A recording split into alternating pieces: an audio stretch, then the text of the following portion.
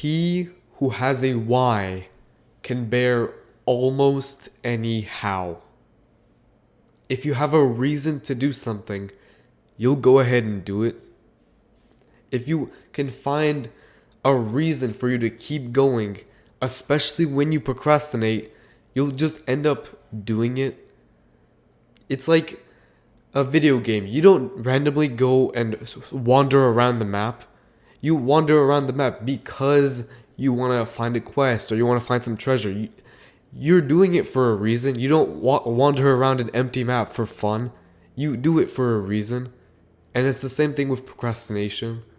If you can find a reason to do something, even though it might be boring, you'll actually still end up doing it. So there's really two major ways you can tie in what you're procrastinating on to a need or a want.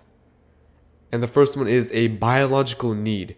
So the easiest example I can give you is when you're hungry, when your stomach's grumbling, you go ahead and eat something. It's that simple, right? If you're hungry, you eat something. If you could tie in what you're procrastinating on to a biological need that you have, you'll end up doing it. And the second one is a mental purpose, your goals, your mission, your drive. We all have a goal, right? Let's just admit that we all have a goal that we want to strive towards. But more often than not, when you're procrastinating, when you're in the moment, it's like you forget about your goal entirely. It's like it flies in one ear and out the other. It completely leaves you. It's like it's gone. It's just not there. If we can tie in what you're procrastinating on to your goals, like if you can, in the moment when you're procrastinating, if you can remember your goals and actually see how what you're doing ties into the goal, then you're probably going to do it. More likely than not, you're going to end up doing it. But it's hard to tie in these things because who cares about cleaning up the house? You're not going to die when you do it. You're not going to die if you don't clean up your house. And unless you want to become a professional house cleaner, you're probably not going to have a reason to actually clean up your house. And so that's when imagining the worst comes in, like negative visualization. So more often than not, it's hard to tie in a biological need and also a purpose or a mission or whatever to what you're procrastinating on, because more often than not, it's probably like a chore or an assignment that you just have to do. That's when you activate your brain and think of the worst possible scenario that could happen. So for example, your boss gives you an assignment or a task and you're procrastinating on it. You don't want to do it. Imagine that you don't end up doing it, and because of that you get fired. And because you get fired, then, well, you don't have any money left, so you can't really buy food or afford housing. And so you have to go out on the streets and you end up as a homeless person.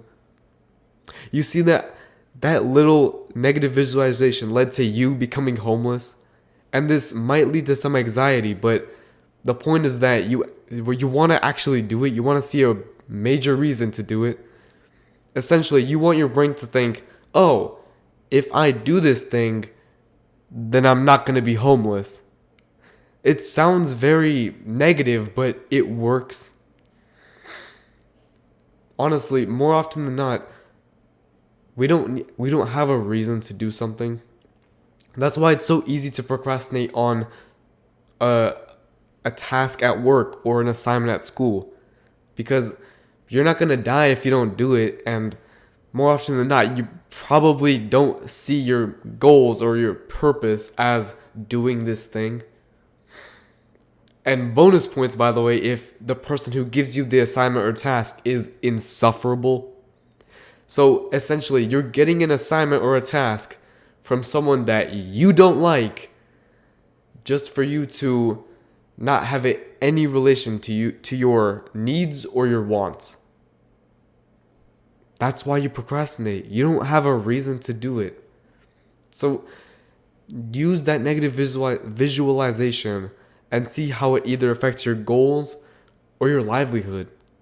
Because It sounds very negative, but it works. It works because you need a reason to do something. That quote I said at the beginning of the video, that's from Friedrich Nietzsche, I think.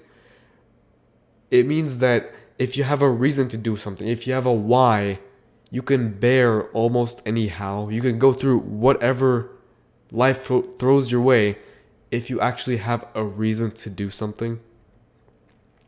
If you have a reason to do something, you'll do it.